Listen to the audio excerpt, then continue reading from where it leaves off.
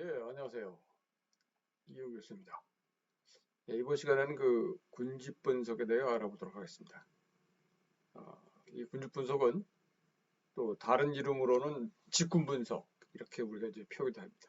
그래서 어, 주로 이 군집 분석은 그 유사한 그 특성을 이제 근거로 해서 이제 여러 개 이제 집단으로 이제 분류할 때 그때 쓰는 방법인데, 여기서 이제 유사한 특성이라는 것은 어떤 그 변수. 그래서 그 뭐 예를 든다면 우리가 뭐 동기라든가 그 뭐 쇼핑 이유 뭐 이런 것들을 우리가 이제 측정할 때 하는데, 여기에 이제 우리가 그래서 우리가 이제 그거를 명칭을 이제 뭐 구체적인 뭐 특성상 유의성을 근거로 한다. 그래서 어, 그 시장을 우리가 세분화할 때 주로 이제 쓰이는 이제 분석 방법이라고 생각하면 됩니다. 그래서 이때 쓰이는 그 구체적인 특성상이라는 것은 거의 대부분 우리가 시장 세분화 변수라고 보면 되고요.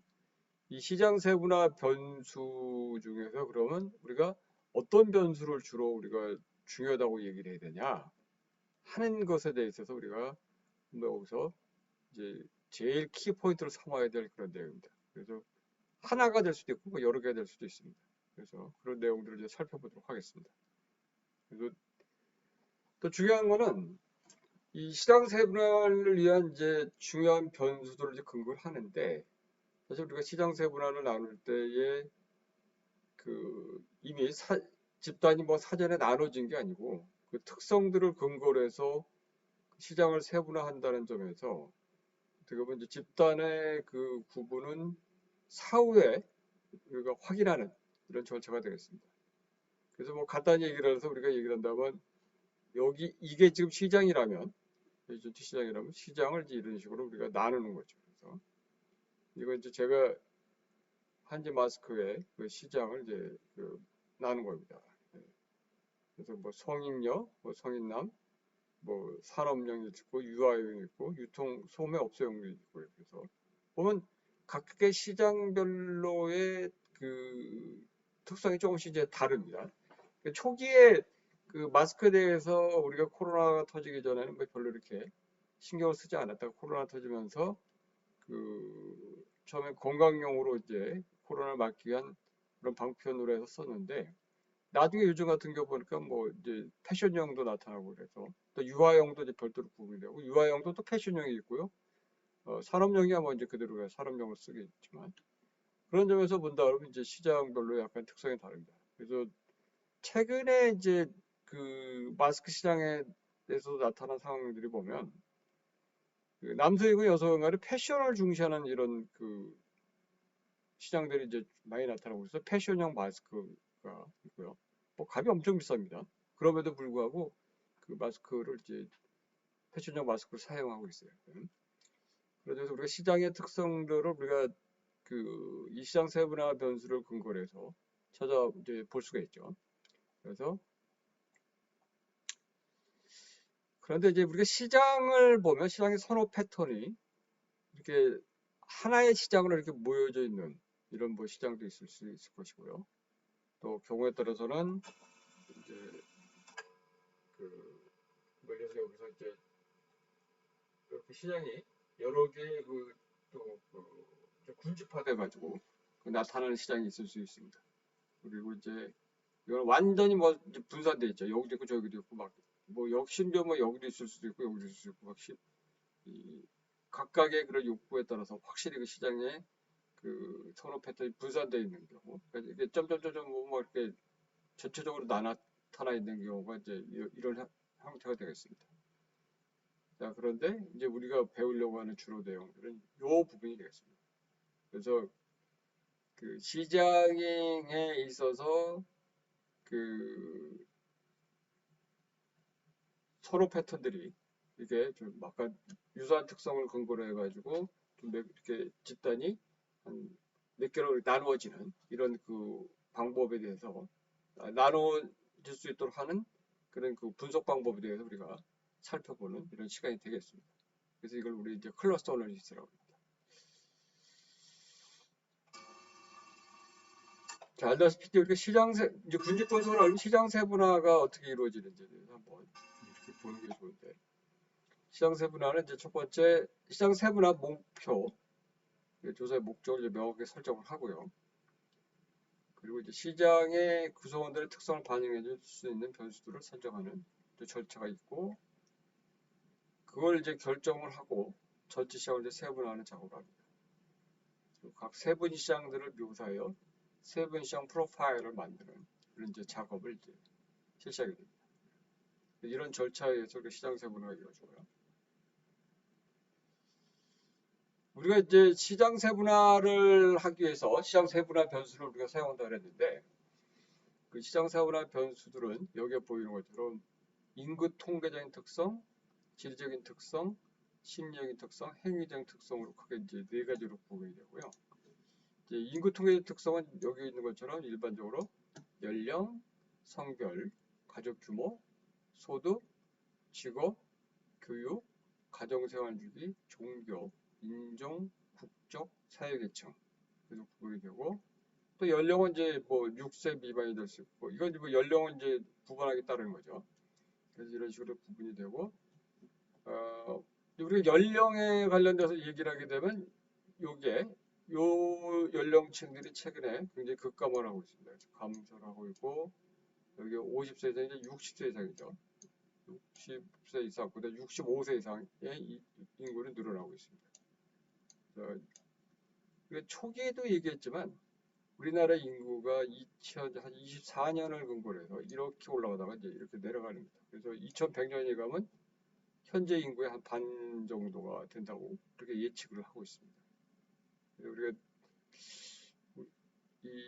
우리나라의 그 경제 발전과 또 시장의 그런 발전을 위해서라면 사실 우리가 생산한 상품을 자체적으로 소비할 수 있을 만큼의 그 시장 규모가 형성이 돼야 되거든요. 따라서 우리가 현재의 그 인구 한 5천만이 넘는 인구가 만약에 우리가 한 2100년이 되면 2600만 정도로 예상이 됐는데, 그렇게 됐을 경우에는 참 심각한 일이 벌어집니다. 따라서 우리가 우리 자체적으로 인구를 늘릴 수 있는 이 방법에 대해서 한번 우리가 고민해야 될 이런 시대가 됐습니다. 그리고 이제 성별에는 뭐 남녀 이렇게 되고요. 뭐 가족 규모에 따라서 이제 이 소비 형태가 많이 달라지죠. 한두 명 있을 때하고 뭐 대가족이 살 때는 상품을 구매하는 패턴 자체가 완전히 바뀌죠. 소득도 물론 영향을 미치고요. 그다음에 직업에 따라 다를 것이고, 교육 수준. 요즘은 이제 뭐 이쪽에 그 중저비만 대부분 굉장히 적죠. 예전엔 많았는데. 그래서 대졸도 이제 우리가 전문 대졸이 있고, 이제 뭐 대학 4년 제졸이 있고, 요즘 대학원 뭐 이상 이렇게도 되고요. 요즘 뭐 무학자는 상당히 이제 드물죠. 그리고 이제 가정생활 주기를 보면 이제 독신일 경우 신혼부부, 중년부부, 노년부부 이렇게 뭐 이런 상황일 때 뭐 생활 패턴이 완전히 다르게 되죠. 그래서 이제 독신일 경우는 자기 마음대로 뭐 소비를 하게 되지만, 결혼을 하게 되면 그 가정에 있는 그 배우자한테 이제 경제적 통제권이 넘어가서 이제 뭐 소비 패턴이 완전히 달라지고, 또 여기서 이제 뭐 아이가 태어나게 되면 아이 중심적으로 모든 게 소비 패턴이 이루어지고, 아이가 또 자라서 유치원에 가고 또 초등학교, 중학교, 고등학교 가고 대학교 가고, 뭐 이제 아이가 이제 독립을 하게 될 경우 뭐 이런 상황을 쭉 보면은 그 소비 패턴은 완전히 바뀝니다. 그 이제 중년부부일 때, 노년부부일 때, 뭐 이제 되게 이제 은퇴를 하게 되는 이런 나이, 뭐 우리나라 같은 경우에 이제 그 직장인들이 50세 이상 되면 은퇴하는 사람들이 많은데, 은퇴 나이를 우리가 60세로 본다면 60세 이후를 근거해서 생활하는 패턴하고 그 전 패턴은 완전히 다르죠.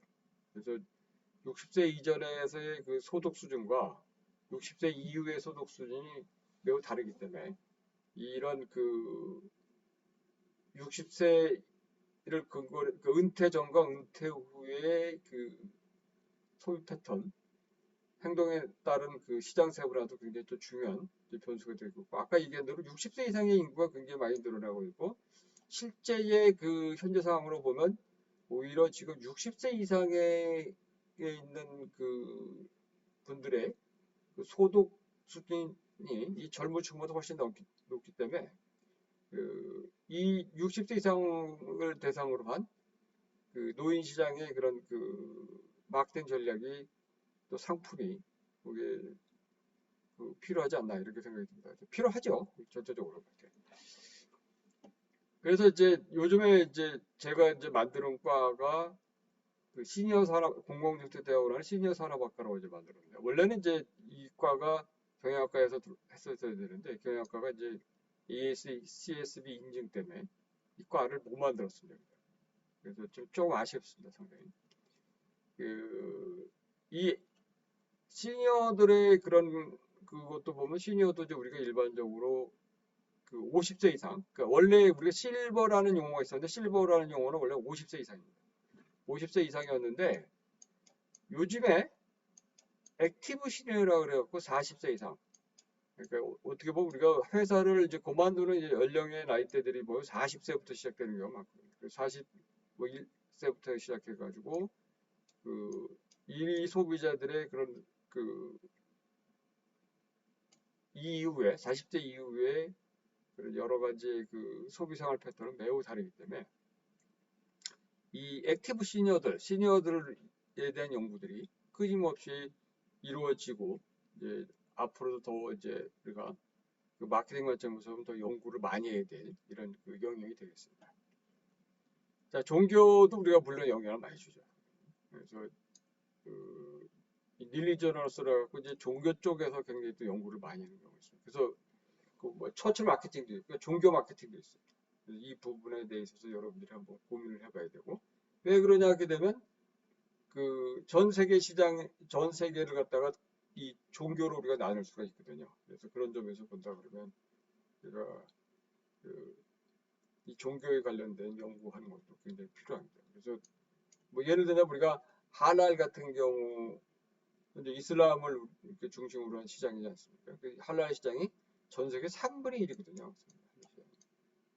이런 관점에서 본다 그러면 이 시장, 이 종교에 대한 연구는 반드시 이루어져야 되겠죠.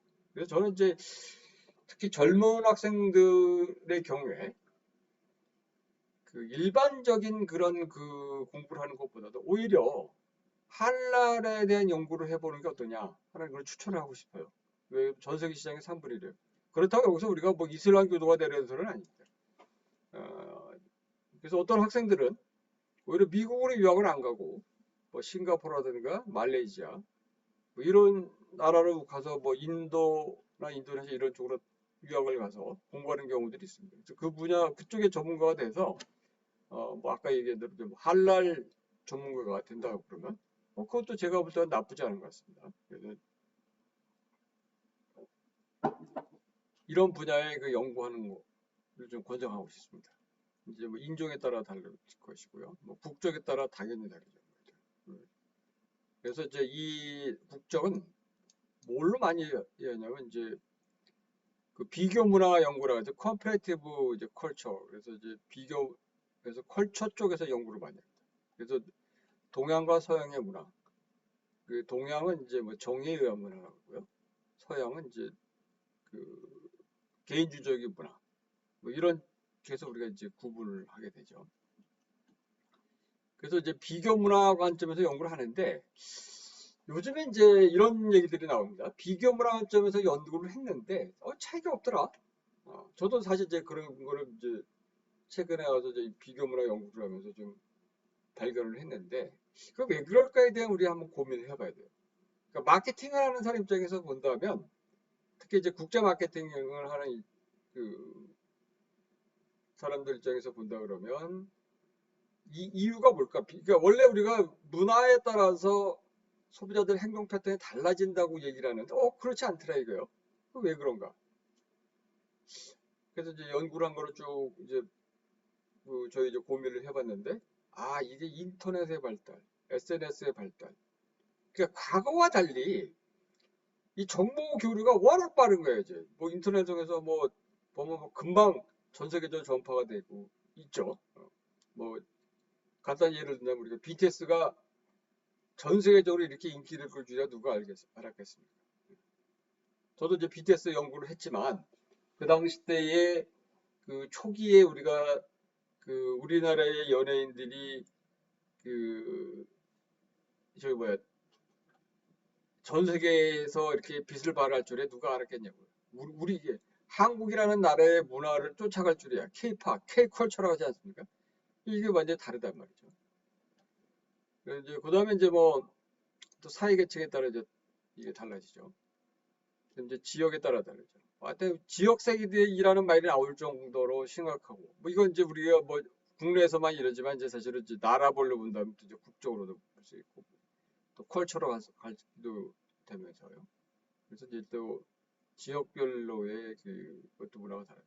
그래서 이제 제가 이제 초기 그 예전에 결혼할 때 그때 보니까 뭐 경상도의 그 문화가 다르고 뭐 전라도의 문화가 다르고 결혼 문화가 다르다 그래서 이제 웃은 적이 있습니다. 그래서 그 결혼할 때 처갓집에서 이제 저기 뭐 이렇게 이제 서로 양쪽 간에 이제 결혼 이제 그런 거를 이제 뭐 준비하지 않습니까? 준비할 때 이제 그 방법이 다르다고.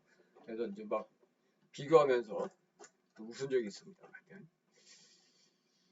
그다음에 이제 주거 지역의 규모, 뭐 규모에 따라 또 다르죠. 아무래도 이제 이쪽에 특별시나 직가시에 있는 소비자들이 훨씬 더 소비 성향이 이쪽보다는 좀 강할 수 있겠죠. 높을 수 있겠죠. 인구 밀도에 마찬가지겠고요. 그다음에 이제 심리적인 특성으로 라이프 스타일이 있어요. 이 라이프 스타일은 이제 절제형, 낭비형, 알뜰형. 아무래도 뭐 절제형보다 낭비형 이런 분들이 쇼핑 빈도가 높겠죠. 아무래도. 뭐 이런 걸 우리가 이제 구분해놓은 이제 그 라이프 스타일의 이런 척도들이 있어요. 이걸 가지고 우리가 그, 그 소비자가 절제형이야, 낭비형이야, 알뜰형이야 이렇게 이제 구분할 수가 있죠. 그리고 이제 퍼스널리티가 있어요. 독선적, 사교적, 야심적. 이게 좀 보면은 어떤 사람은 굉장히 다른 사람과 사귀는 걸 굉장히 좋아해요. 예. 근데 또 근데 그런 사람도 실속이 없더라. 뭐 이런 사람도 있고요. 또 그러면서도 야심적인 사람들이 있잖아요. 이런 사람들이 되게 보면 이제 좀 정치적 성향들이 강한 이런 사람들이죠. 그래서 그런 반면에 또 어떤 사람은 굉장히 독선적이면서 자기를 나타내려고 하는 그런 성격들이 강한 사람들이 있어요. 그래서 이런 퍼스널리티, 우리가 개성이라 하는데 이 개성에 따라서 우리가 광고의 패턴이 달라지고 또 거기에 맞는 상품을 우리가 제공해 주는 것이 달라지는 거죠. 그래서 이런 것도 우리가 심리적인 특성도 시장 세분화의 변수 중에 굉장히 중요한 변수로 사용이 된다. 그다음에 행위적인 특성이 있습니다. 구매 계기, 구매하는 시점이죠.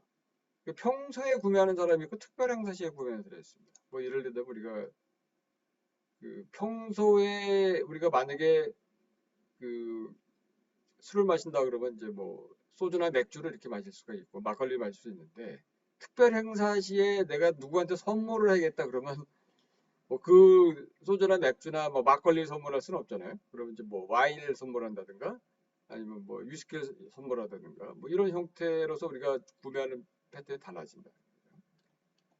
희구하는 효익, 뭐 경제성, 편의성, 뭐 체면이죠. 우리가 뭐 자동차를 생각한다 그러면 아마 여러분들이 연비 생각하고 내가 유지비 생각한다 그러면 조그만 자동차를 소형 자동차를 사야 되는 것이고 체면을 생각한다 그러면 큰 이제 자동차를 사야 되겠죠. 중형차들 고배 이상을. 그 중간이면 이제 그래서 이제 뭐 밑에 맞는 형태들의 자동차들이 이제 라인업이 딱 형성이 되는 거죠. 그래서 그렇게 해서 되고 요즘 이제 전기차가 나오는데 전기차가 경제성이 있다고 하지만 처음에 구매할 때의 그 비용이 워낙 이제 고가이다 보니 이걸 우리가 경제적이라고 봐야 되는지. 근데 또 이제 이 전기차 같은 경우는 또 환경에 관련돼서 친화적이기 때문에 그 환경지향적인 그런 소비자들의 그런 그 라이프 스타일을 갖고 있는 사람들은 이제 그쪽으로 우리가 전기자동차를 이제 구매하는 성향이 높죠. 한편으로 보면 이제 전기자동차가 값이 비싸니까 이제 체면에 그런 것도 나타날 수 있는 아주 좋은 또 그런 뭐 사례가 되겠습니다. 그리고 이제 사용자 치유, 이제 사용하지 않았느냐, 이전에 사용했냐, 잠재적 사용자, 초에 이렇게 처음이 사용자입니다. 처음 사용자냐, 뭐 이런 경우에. 그래서 처음 사용자하고 안 한 사람하고는 구매 패턴이 다르거든요. 그래서 이런 것도 우리가 이제 그 시장 세분화의 변수에 들어가게 됩니다. 사용별, 대량 소비자 있고 평균 소비자, 소량 소비자 있죠. 뭐, 패턴이 또 다르죠. 그래서 대량 소비자들 같은 경우 뭐 한꺼번에 굉장히 많은 양을 이제 구매하는 이런 사람들이죠. 그래서 우리하고는 좀 다르지만 미국 같은 경우는 이제 한번 그 쇼핑을 하게 되면 뭐 일주일치, 이주일치를 갖다가 구매하는 경우들이 많습니다. 그 왜 그렇게 되냐면 그 사는 우리하고는 좀 사는 패턴이 달라서 교회에 사는 사람들이 많거든요. 교회에 사는 사람들이 쇼핑센터에 한번 와서 뭐 월마트라든가 이런 데 와서 이제 한 일주일치, 이주일치를 가서 아예 구매를 해서 하는 경우들이 있어서 아마 그분들은 굉장히 많이 사용하게 되죠. 또 가족들이 또 의외로 미국 같은 경우에 소가족으로 살 것 같은데도 대가족으로 사는 분들이 많아요. 그래서 제가 이제 미국에 있을 때, 뭐 지금은 아마 많이 변했겠죠. 그래서 이런 경우들을 보면 이제 좀 패턴이 다르더라. 충성도가 또 없고 약간 있으면 뭐 대단히 뭐 이런 것도 있어요. 그러니까 이런 건 이제 우리가 척도로서 우리가 많이 이제 척도를 합니다. 마케팅 요인에 대한 민감도, 그래서 품질, 뭐 가격, 서비스, 광고, 판매 촉진. 어떤 분들은 광고만 보면 이제 구매하는 분들이 있어요. 그래서 예를 들자면 뭐 주부들을 대상으로 한 TV 홈쇼핑 같은 경우는 뭐 오전 한 10시에서 11시 정도 아마 많이 하는데 남편들이 퇴근하고 아이들이 다 이제 뭐 학교 가고 난 다음에 청소 좀 하고 앉아서 이제 보면서 그 광고를 보다가 이제 뭐 구매하는 경우가 많다. 뭐 이런 얘기들이 있습니다. 하여튼간. 어떤 분은 이제 그리고 이제 판매 촉진에 민감한 경우에 뭐 우리가 쿠폰을 주다든가 뭐 이런 했을 때 예를 들어 우리가 여러분 아마 우리 자동차에 이제 우리가 휘발유를 넣을 때, 이제 연료를 넣을 때 보면 뭐 거기 그 자동차 아니 주유소에 가면은 뭐 상품을 주더라. 뭐 이러면 이제 그쪽으로 이제 몰려서 가기도 하고요. 어떤 경우는 그러지 않고 뭐 이 가격이 싸면 간다. 그래서 저 같은 경우는 이제 어플을 깔아놓고 내가 몇 군데 이제 다니는 곳에 주유소에 어플 이제 가격을 그거 체크를 합니다. 그래가지고 제가 이제 휘발유를 넣을 때 그때 어디가 가장 싼지 그래서 그 근처에 제가 이제 가는 곳에 근처 중에서 제일 싼 곳을 한번 찾아서 가게 됩니다. 또 거기 가면 또 이렇게 또 경품도 주기도 해요. 지난번에 보니까 제가 경품을 안 받아갖고 왔더라고요. 그래서 뭐 이런 것도 우리가 이제 줄 수 있고 뭐 품질로 본다 그러면 뭐 지금 휘발유 얘기했지만 일반적인 휘발유도 있고 이제 고급 휘발유도 있습니다. 그런 점에서 보면 또 있고요. 제가 최근에 이제 경험한 건데 엔진 오일을 저는 여태까지 뭐 가게 되면 뭐 이걸로 갈아주세요 이러고 그냥 말았는데 최근에 제가 알은 건데 이제 뭐 일반적인 광유가 있고 합성유가 있다고 그러더라고요. 그래서 그러니까 광유는 일반적인 엔진 오일이고 합성유는 더 고급적인 엔진 오일이라 그래서 합성유로 한번 우연찮게 갈게 됐는데 보니까 엔진 소리가 훨씬 더 좋더라. 그래서 저는 이제 앞으로 뭐 그게 좀 비쌀지 모르겠지만 합성유로 이제 엔진 오일을 이제 우리가 교체하려고 한 생각을 갖고 있습니다. 그래서 그렇게 되면 이제 저는 이쪽에서 이제 충성도가 높아지는 거죠. 뭐 이런 것도 우리가 시장 세분에 굉장히 중요한 변수가 될 수 있다. 자, 그래서 결론적으로 본다면 우리가 시장 세분화를 이제 하기 위한 것이 이제 군집 분석인데 그래서 군집 분석은 시장을 나눌 수 있는 굉장히 중요한 변수를 찾아내서 그 변수를 근거로 해가지고 이제 집단을 이제 그 도출해내는, 차단하는 거죠. 그래서 이때 중요한 특성이 뭐냐면 그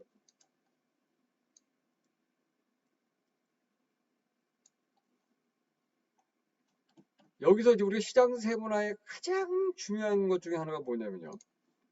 자, 이렇게 내부적으로는 이렇게 아래에 있는 집단 A, B, C, D, E는 서로 안쪽에서는 내부적으로는 동질적이어야 됩니다.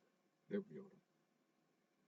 그러나 외부적으로, 그러니까 여기하고 이렇게 A하고 B는 어떻게 서로 같지가 않아야 돼요. 같지가. 이게 어떻게 이렇게 돼야 됩니다. 이게 이렇지 않다면 이거 시장 세분화가 아니죠. 만약에 그렇지 않다면, 만약에 여기하고 그러니까 A하고 B하고 시장이 같다 그러면 이건 나누지 말고 어떻게 됩니까? 하나로 합쳐야 되는 거죠. 이렇게 돼야 돼요. 그럼 이제 5개 가지고 4개가 되는 거죠. 자, 이거 우리가 왜 구분을 해야 되냐 하는 이유는 딱 하나 이거죠. 기업이 갖고 있는 마케팅 자원은 한정되어 있다는 거예요. 여기서 마케팅 자원이라는 건 마케팅 예산이거든요. 그러니까 프로모션 예산이죠. 프로모션 예산을 내가 무한정이라면 모든 시장에다 막 투입할 수가 있겠지만 실제는 그렇지 않다는 거죠. 그래서 이 제한된 자원을 우리가 어느 시장에 투입했을 때 더 효과적이냐 그걸 찾아내야 됩니다. 자, 이 소리 무슨 말이냐? 시장이 이렇게 구성되어 있는데 이 시장에서의 경제성 측면이 우리가 나중에 고려가 됩니다. 경제성. 이 경제성을 어떻게 판단해요? 이건 크기예요, 크기. 시장의 크기. 시장의 크기가 얼만큼 되느냐? 이걸 확인해 줘야 됩니다. 그래서 우리가 타겟으로 하는 시장을 찾아내기 위해서 우리가 사실 시장 세분화하는 거예요. 그럼 뭐예요? 거기서 우리가 경제성이라는 건 기업이 매출을 올릴 수 있는 시장이 어디냐를 찾아내기 위한 거거든요. 그래서 이 분집 분석이 매우 어려워요. 진짜 어렵습니다. 저도 뭐 프로젝트를 하면서도 몇 번 이 분집 분석에 대한 프로젝트를 했는데 땀이 빨빨 납니다 이겁니다. 만약에 컨설턴트가 제로되는 시장을 우리가 예측을 못 해줘 보세요. 그거 큰일 나는 일이거든요. 굉장히 진짜 아주 아까 얘기대로 그 엄청난 마케팅 예산이 낭비가 될 수 있어요. 자, 그런 점에서 봤을 때 우리가 이 군집 분석은 굉장히 신중하게 해야 되고 어려운 작업이다. 제가 요인 분석에서도 그 얘기를 했습니다만 굉장히 어려운 일입니다. 그래서 사실은 우리가 이렇게 시장 세분화 변수들을 가지고 하지만 하나만 갖고 아니고 뭐 2개 이상 뭐 이렇게 다수로 하는 이유들이 그거고요. 그리고 또 이거 위에도 우리가 그 요인 분석을 통해서 또 시장 세분화를 또 하기도 합니다. 그래서 이 시장 세분화를 위한 이 분집 분석은 그리 쉬운 것은 아니다. 그래서 아까 얘기대로 분집들 사이의 유의적인 차이를 보이는 변수들도 밝혀야 돼요. 시장을 우리가 나누는데 이게 바로 이제 이런 점에서 우리가 유의적인 차이를 보이는 변수가 무엇이냐 이걸 알아내야 되는 거죠. 그래야지만 우리가 시장 세분화를 제대로 할 수 있다고 우리가 얘기를 할 수 있습니다. 자, 그래서 일단 시장 이 분집 분석에 대한 기초에 대한 뭐 얘기를 여기서 이제 마치도록 하겠습니다.